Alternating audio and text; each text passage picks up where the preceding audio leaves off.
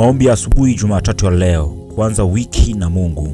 Bwana Mungu wangu, nakushukuru kwa kuniamsha salama asubuhi hii. Asante kwa pumzi ya uzima, kwa ulinzi wako usiku, na kwa kunipa nafasi nyingine ya kuanza wiki hii mpya mbele zako.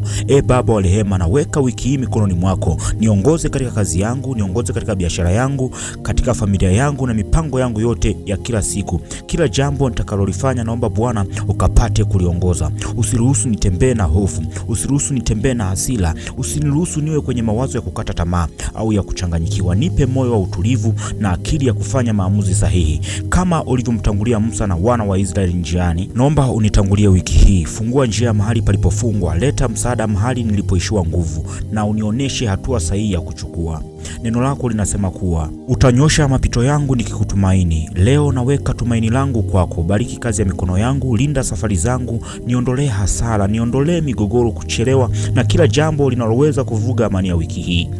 Bwana Mungu wangu, naomba wiki hii iwe ya ushuhuda kwangu, sio ya machozi, iwe ya kufunguliwa, sio ya kukwama, iwe ya nguvu mpya, sio ya kukata tamaa. Nipe neema ya kusimama, nipe neema ya kuomba, nipe neema ya kufanya kazi kwa bidii na kuona mkono wako katika kila eneo la maisha yangu. Katika jina la Yesu Kristo nimeomba na kushukuru, kwa kuwa wewe Bwana utaenda kutenda na kufanya juu ya maisha yangu. Amen.